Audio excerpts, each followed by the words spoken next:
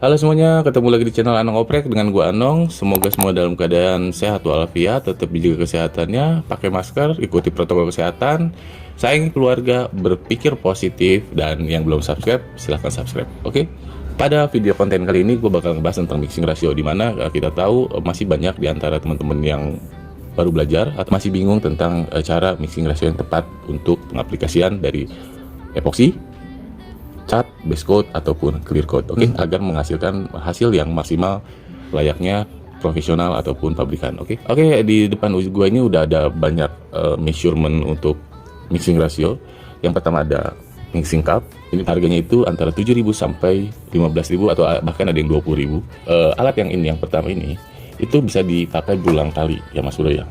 Dan alat yang ini adalah alat yang paling simple dan paling mudah digunakan dalam tahap mixing ratio agar menghasilkan hasil yang sempurna. Yang kedua adalah timbangan digital. Di sini kenapa kok timbangan digital Bang gitu? Pasti ada yang bertanya seperti itu. Karena tidak semua bahan, terutama epoxy, menggunakan mililiter dalam mixing ratio-nya. Contohnya ini Belcoat epoxy surfacer. Kita bisa lihat di sini bukan tercantum mililiter seperti yang terdapat pada kaleng Nax epoxy ini. Kalau di sini tercantum adalah 0,8 liter, bukan gram seperti yang terdapat pada gambar Belcoat Surfacer 2K yang tadi. Ketiga adalah stick mixing ataupun ruler mixing. Ini banyak dijual di online juga, harganya cukup lumayan, antara 150 sampai 200.000. Kebetulan gue ini dikasih ya oleh tempat langganan gua. Yang keempat ini adalah ZenCup. Ini adalah alat paling presisi di antara alat-alat yang lain. Cara mixing ratio yang pertama menggunakan mixing cup yang sudah ada di depan gue ini. Dan gue ini udah banyak perbandingannya ya, dari 1:1 sampai 11:1. Tapi yang sering digunakan di Indonesia itu 1:1, 2:1, 4:1, ada beberapa yang 3:1. Oke, pertama gua bakal masukin air untuk perbandingan. Kita ambil contoh di sini, gua ambil mililiter. Kenapa gua ambil mililiter? Karena nanti setelah gua isi menggunakan measurement mililiter, nanti kita lihat di perbandingan yang sudah tercantum mixing ratio yang tepat ini ya, Mas Bro. Oke Mas Bro, sebelum gua mixing rasionya, gua bakal ngasih tahu dasarnya dulu, apa yang kita harus jadi patokan dalam mixing ratio. Pertama kita ambil salah satu contoh. Gua ambil contoh yang paling mudah adalah dari kaleng Belcoat ini clear coat 6300. Kalau Belcoat itu mixing rasionya tertulis adalah perbandingan angka, dalam artian mixing ratio base 2, hardener 1, thinner 1. Base di sini adalah bahan utamanya. Kalau clear coat ya clearnya 2, kalau epoxy ya epoxinya 2, seperti itu ya. Hardener 1, thinner 1. Di sini gue langsung jelasin, misalkan kita ambil base itu 100 mili, hardener itu 50 mili, dan thinner itu 50 mili. Jadi mixing rasionya adalah 100-50-50, seperti itu. Ada contoh kedua, yang mungkin banyak yang masih bingung, adalah soal presentase seperti ini. 2-1, thinner 20-30%. Persentase di sini adalah penjumlahan antara base dan hardener dijumlahkan. Misalkan base-nya 100, hardenernya itu 50, ditambah 150 dikali 20 atau 30%. Dalam artian kita kalau misalkan ambil 30%, kita dapat angka 45 ml. Jadi seperti itu.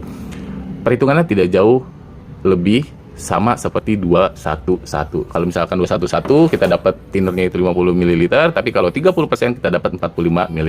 Sebenarnya beda-beda sangat sedikit, 5 ml ya. Mixing ratio yang ketiga adalah seperti ini. Kan kuas, dan 80-100% untuk pengecatan menggunakan alat semprot. Jadi kalau misalkan 80% adalah 100%-nya itu pasti si catnya, dan persentasenya itu jumlah cat, misalkan cat itu 100 ml, 100%-nya thinner adalah 100 ml thinner. Jadi 1:1 seperti itu, 1:0,8 atau 1:1 seperti itu, sama aja seperti itu. Ini Mas Bro ya. Di sini tercantum 4:1. Oke, 4 base atau 4 clear, 1 hardener. Di sini tercantum 18-20% thinner.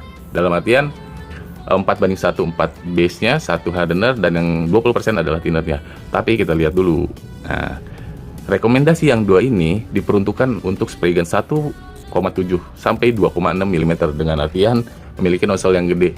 Kalau misalkan Mas Bro punya nozzle yang 1,0 atau 0,8, ya mau nggak mau kita perbandingan mixing ratio thinner itu lebih banyak lagi seperti itu. Kita harus sesuaikan dengan spray gun yang kita punya. Jangan terpatok pada box atau kaleng yang ada di produksi yang kita akan pakai.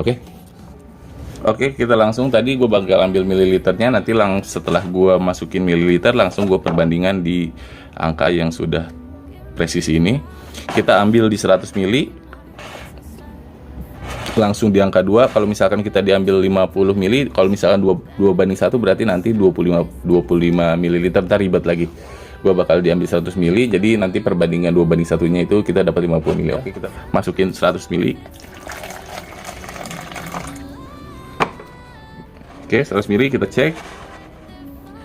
Itu sejajar dengan angka nomor 2 ya.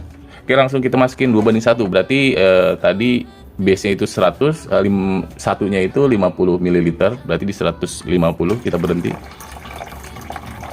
Oke. Tepat di angka nomor 2, oke. Tepat di angka nomor 2, langsung kita masukin lagi 50 ml, jadi tepat di angka 200. Oke. Tepat di angka 200, kita lihat apakah sama. Seperti yang gue bilang tadi soal presentase, perhitungan presentasi tepat di angka 30%, lebih dikit. Jadi memang 30% dalam pencampuran 2 banding 1 itu sama seperti perbandingan 2-1-1. Seperti itu Mas Bro ya, yang udah gue jelasin tadi cara menghitungnya. Ini adalah cara menghitung menggunakan mixing cup. Untuk yang kedua, cara menghitung menggunakan mixing stick ini sebenarnya membutuhkan wadah yang harus lurus, samping dan bawahnya rata ya Mas Bro, karena ini sangat-sangat menuntut wadah yang serba simetris, dalam artian lurus sampingnya, jadi tidak mengerucut ke atas seperti itu. Oke, satu ini 2 banding 1. Kita ambil angka 1 dan angka 1. Nah, untuk perbandingan thinner sendiri, satu thinner itu adalah garis atas yang pada blok warna hitam. Kalau paling atas blok yang warna putih itu adalah 1,5. Jadi kita ambil contoh, kita ambil angka 1 di sini, kita masukin bahan base-nya di angka 1 sudah sejajar. Kita ambil hardenernya di angka 1 yang kedua, seperti itu, sudah di garis kedua. Nah, untuk thinnernya kita ambil di garis atas blok warna hitam.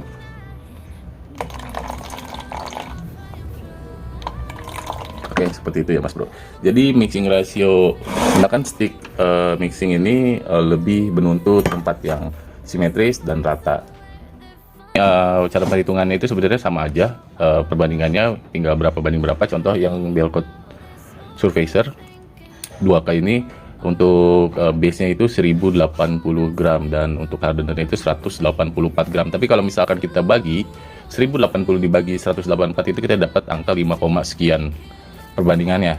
Berarti itu tidak tepat untuk perbandingan 1:4. Jadi kalau selama gue pakai produk itu, gue selalu sesuai dengan takaran 1:5, sekian ataupun 1,5.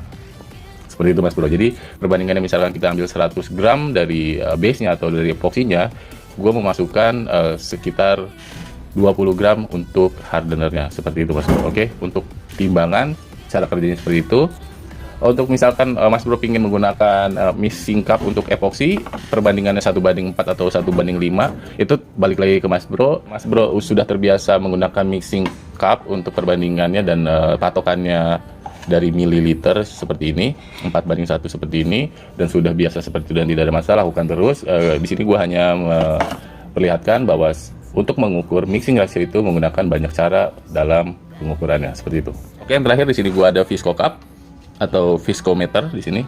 Di sini kita lihat kekentalan 11 sampai 13 detik NK2. Ini beda lagi, bukan nomor 2. Gua ambil contoh cara kerjanya saja, cara pengukuran menggunakan Visco Cup. Di sini Visco Cup adalah measurement atau pengukur yang paling presisi di antara yang lainnya. Kenapa? Karena di situ kita mendapatkan kekentalan yang tepat saat penyemprotan dan dapat menghasilkan hasil yang sempurna. Jadi kita menghindari hasil yang kasar ataupun hasil yang orange peel ataupun kulit jeruk. Itu bisa dicegah menggunakan Visco Cup seperti itu ya. Oke, gue langsung aja cara kerjanya seperti apa. Kita siapkan stopwatch dan kita angkat sesuai dengan petunjuk 11 sampai 13 detik NK2 seperti itu ya. 1 2 3 4 5 6 7 8 detik habis seperti itu. Oke, cara pengukuran menggunakan viskometer seperti itu cukup. Oke Mas Bro, cukup sekian tadi cara-caranya, beberapa cara-cara untuk mixing cup. Kebanyakan dari hasil mixing cup yang tidak tepat, ujung-ujungnya menyalahkan performa spray gun yang kurang baik ya. Banyaknya seperti itu. Oke, nanti untuk part kedua gue bakal compare, khususnya untuk clear coat, nanti gue bakal compare thinner 10%, 20%, 30%, sampai 40% untuk part 2 ya.